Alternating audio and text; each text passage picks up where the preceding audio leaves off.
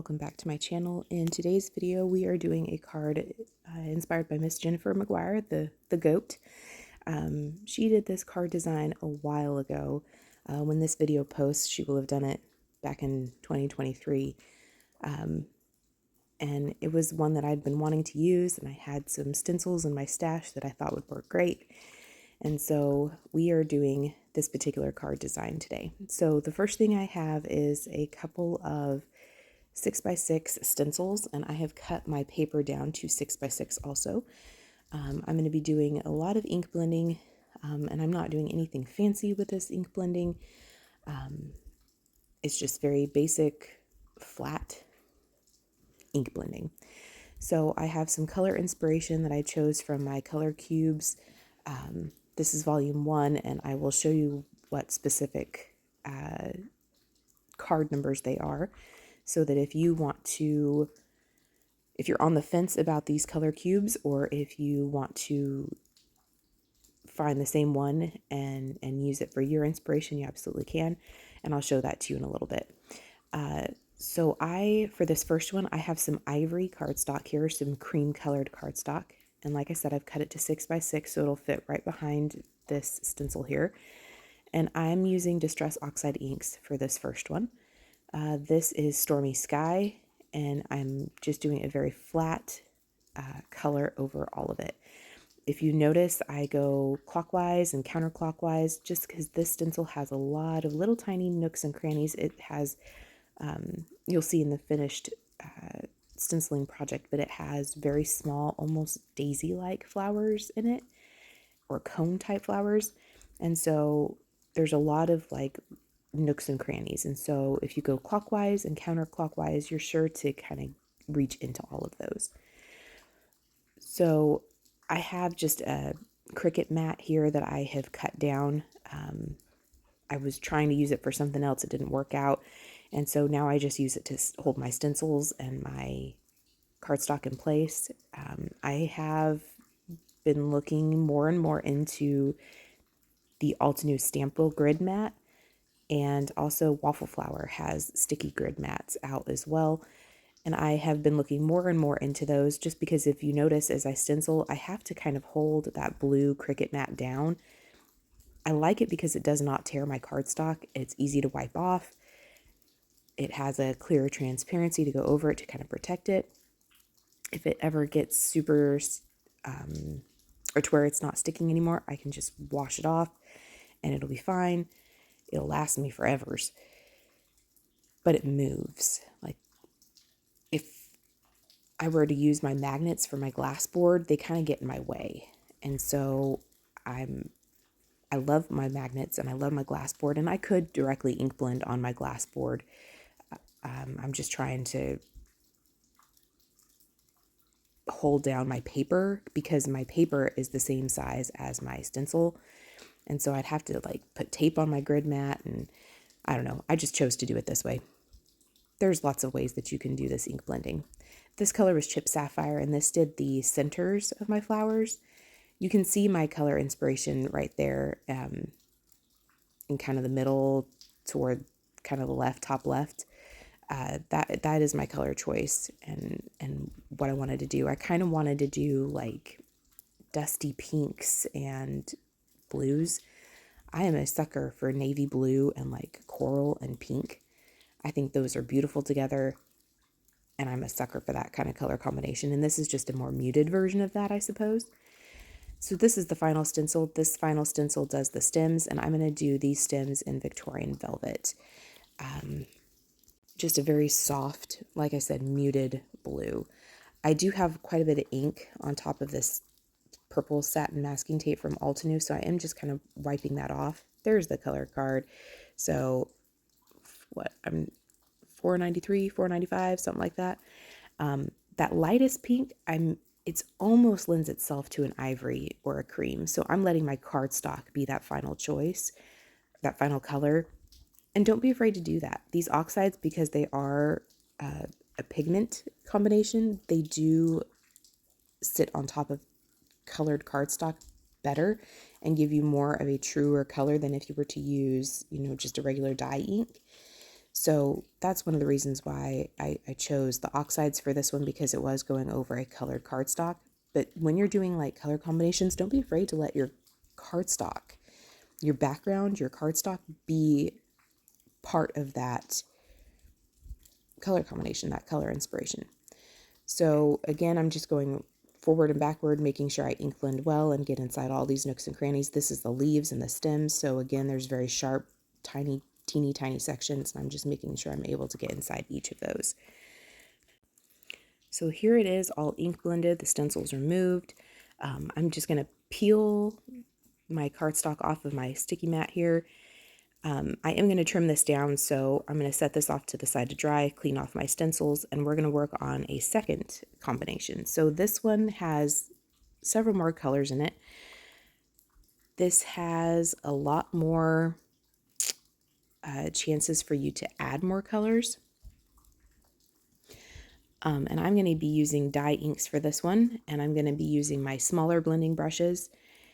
And one of the things to note for this one, because the stencils will layer. So what I mean by that is that some of the images will have another color or another image that will layer on top of it or sit on top of it.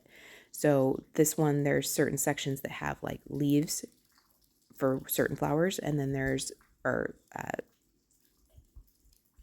yes, so I had to think, leaves, and then some of the parts have like the stems for a different leaf or whatnot, and vice versa. So they are going to sit on top of one another. So I have some of the original Simon Says Stamp inks here. I have Twirling TUTU, Merlot, Teeny Bikini. I have In the Navy by Gina K, and then Cove Blue and Juniper Mist from Catherine Pooler. So those are the colors that I chose today for this one. And those went along with my, again, Color Q Volume 1 card that I chose. And I'll show you that in just a second. So I'm trying to kind of go through this stencil, and I'm going to speed this up because I'm not doing anything different. It's going to be flat color all over again. But this one took a little bit more thought, just because things do layer on top of one another, as opposed to the last stencil where something didn't really layer on top of one another. It was just one stencil covered one part of the image, another stencil covered a different part, and so on. This one, because they layer, I'm trying to be a little more strategic. Because I do not want to have, you know, pink and blue are going to make green, and I don't necessarily want green. Green doesn't fit my color combination, my color inspiration, and so I don't want green. So I'm trying to be very conscious of where I'm layering these. Or no, red and blue make purple, people. Ooh, color theory. Let's go back to, you know, kindergarten and playing with finger paints. Ooh, they make purple, people. Purple. So I don't necessarily want purple. That's not part of my color inspiration. So I am using some smaller ink blending brushes just so that I'd minimize the amount of overlap I have. And I'm also taking another tip from Jennifer McGuire here and just using the side of my stencil to kind of mask off. I do go through, because this is my darkest color. This is the Juniper Mist from Catherine Pooler. And so I do try to wipe off my stencil a little bit so that when I come in with this, you know, I think this is Teeny Bikini, I think. When I come in with this paler pink, I'm not getting a lot of cross-contamination. I'm trying to keep truer colors here. So again, I'm just going to go through and stencil each of these. I do try to wipe off the stencil. I'm trying to, you know, have some consistency. So with this stencil, all of these particular images are going to be one color. With the next stencil, I'm trying to do some layering that makes sense. And again, trying to make sure that I don't have purple, that I don't create the color purple. That's not the color that I want for this. So I'm trying to be very strategic. I am going to end up cutting this down quite a bit, really. And you can use the offcuts on the inside of your card. You can use them on different parts of this card design. You can make a second card. And I do make 2 cards, but I'm obviously using 2 different patterns today. but you can use the same stencil background that you made and make two different cards from it. You would have enough material to do so. I did discover that I had to trim some things down a little bit, but that's okay, not a big deal. So here is this particular stenciled background complete. I thought this turned out really pretty. And so this is that one complete. I'm going to set both of those off the side to dry. So here I have an ivory card base and I have a white card base, and these are 8.5 by 5.5. And then I scored them in half on the long side. So on the 8.5 side at 4 1/4. And then I made another score at 2 3/4. And I did that on both of these. I'm going to fold them in half and then reinforce that score line with my bone folder. You could just go ahead and fold them in half if you don't have a like scoreboard. You can just fold them in half, and then you can use a ruler and a straight edge to give you a guideline on how to make this 2 3/4 inch fold. So this is what it looks like when you stand it up. So again, it's 8.5 by 5.5. You fold it, score it on the long side, so on the 8.5 side at 4 1/4. And then you make another score line at 2 3/4. And you're just going to fold those together, folding the 4 1/4 score back on itself, and then the 2 3/4 the opposite direction. So you get this kind of look. Now I'm going to bring in a stamp set from Honeybee. I've used this several times. This one actually has coordinating dies, but I'm not using those today. This is Small Card Big Hugs from Honeybee, I do believe is what it's called. Let me check. Yes, Small Card Big Hug. And I have I think this is a Hero Arts and Circle Infinity die set, but any shape you want to use would work. I would recommend it being something that's fairly symmetrical, so either a star, a heart, a square, an oval. Here I'm using a circle. You could use a rectangle, pretty much any shape that you want to a degree. So here I'm going to take this circle die, kind of place it where I want, try to center it as best I can, then I'm going to tape it in place. And then I'm going to run it through my die cut machine.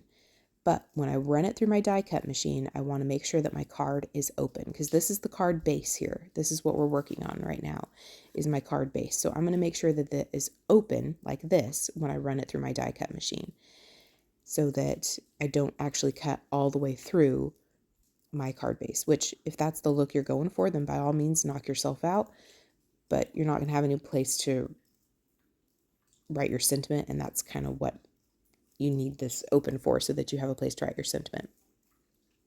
And I did a fairly decent job of getting that centered. I was kind of surprised by myself.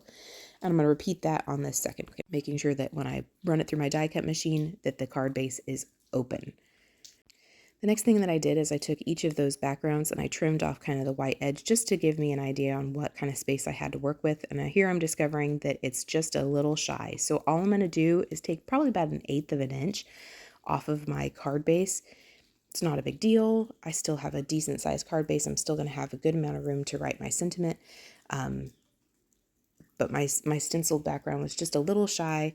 And so just to correct that, just trim off about 1/8 of an inch of each of my card bases, and that will solve that problem.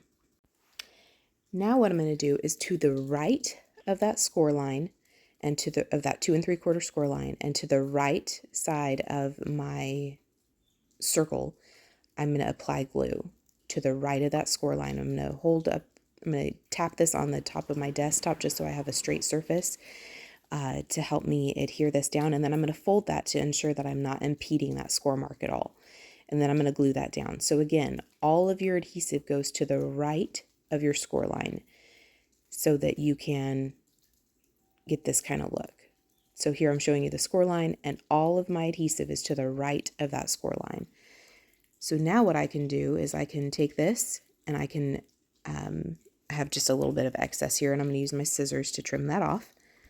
And I'm going to repeat it on the second one. So again, to the right of my score mark and to the right of my die cut window, I'm going to apply adhesive. And then I'm going to tap this on the top of my desk so that I have a straight surface to work with, and make sure that I get it level. For this one, when I ran it through my die cut machine, I did tear my cardstock a little bit. So I just went through my stash of cardstock, and I have this kind of Merlot colored cardstock. So it matches the Merlot Simon Says stamp original ink really closely. And so to the left of that score line and to the left of that die cut window, I'm going to apply adhesive, and then I'm going to lay this strip on top of it. It's just shy of like 1.5, I think, is what that comes out to be. And I'm just going to lay that to the left of that to cover up where that cardstock tore. I usually don't have that trouble with my purple satin masking tape, but I guess that particular piece was extra sticky. So I would not have normally done this, but I think that I actually like this one the best. I think I like that pop of color the best. So I have some foil cardstock here, some metallic cardstock, and again, this is from Paper Studio. I have one that's kind of more of like a rosy gold or a coppery color, and then I have one that's a true gold. So to apply this down, I'm going to apply just a thin bead of glue to the edge of this panel here, and then I'm going to lay that strip inside that glue and try to make sure that it is straight to the best of my ability, and then I will let that adhere and then flip it over and trim off the excess. And I'm going to do that to both of these card panels.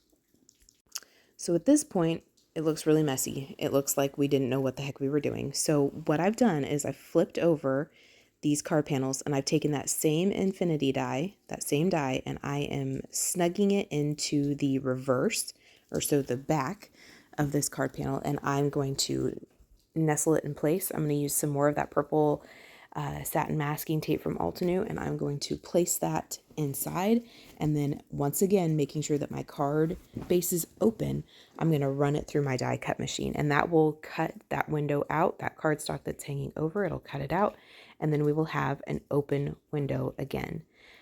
You could keep these pieces, but I'm just going to chuck them. I don't have any need for them. So now we have an open window, and I'm going to repeat this on both cards. So as you see, we've got an open window now, and I'm going to repeat that on the other one. So now for our greetings, I've chosen two. One of these is going to be my sister's birthday card, and the other one is just going to be a generic hello kind of card. So I've taken some stamps that I felt fit nicely inside that window, and I drew a light pencil line around them, so that I knew when I opened up this card base and placed the sentiment inside that I knew kind of the boundaries of what I had to work with. And I'm trying to make sure that it's straight, and I'm going to just stamp inside that circle with some coordinating ink. So with the one that had the, that's on the white, I'm going to use that Merlot ink. And then for the one that's on the ivory, I'm going to use the Victorian Velvet and just stamp a coordinating sentiment. And I end up stamping each of these 3 times just because I liked the color saturation and the stamped image the best with 3 impressions. You wouldn't obviously have to stamp them this many times if you didn't feel you needed to, but I liked how that looked better. So I'm going to repeat this for the second card. Just open up the card base, find that little penciled circle. I'll erase the circle when I'm done stamping, and then these cards are almost complete. Now to create our little peekaboo window. So now we've opened up the card, we've erased our little penciled circle, we've stamped our sentiment in place, and what I've done is I have applied adhesive to the right hand side of our shaped circle here and our score line. So to the right hand side, I'm applying adhesive. I'm making sure I don't go over any of those score lines so that we don't get adhesive where we don't want it. We don't actually seal our card shut. So between those 2 score lines, we are applying adhesive, and then we're going to fold it over and let it adhere. And then when we open this card, we have a little sentiment that can be seen when the card is open or when the card is closed. If you wanted to keep this card on display, it'll stand up on its own on display. And just a really unique and cute design. See, you can see the card stands up by itself, and you can see the sentiment when the card is open or closed. For this one, I like this one a lot better. I just think I like that pop of color off to the side. I think I like that a lot. So I didn't feel the need to go back and do that to the other one, but you obviously could. You could even start with a colored card base and do it that way. So for this one, I felt like it looked a little plain. So I went through my stash and I have some like Sharpie markers in a rainbow color because I needed all of the colors, of course. And I'm just going to tap into my inner Christina Werner and do some stitching lines inside that circle. Here I'm testing out some colors. That one didn't look quite right. And so this next one is almost a purple, but when you put it on top of that cream, it looks more blue. So it mutes kind of the purple in it and makes it look more blue. So I'm just going to add some stitching lines. I am no stitching pro, so just some faux stitching lines, again tapping into my inner Christina Werner, and I think that made it look a little more complete. But for the happy birthday one, I went through my stash and I have these flat little confetti pieces, heart-shaped confetti pieces, and I think these are from Dollar Tree. They come in like a container of like 6 different kinds, and I think I just tore open the container and put them in there, but I felt like this needed a little something, and because these are flat, there's like zero bulk to them, and I think they added a nice bit of shine and played off that gold cardstock strip very nicely. And again, you can see them when the card is open or when the card is closed, and I just think that finished that off really well. So here are the cards complete. Thank you so much for spending time with me today. Again, this is all inspired by the GOAT, our good old Jennifer McGuire. And I just appreciate you spending time with me today. I hope you feel inspired, and we will see you next time. Bye.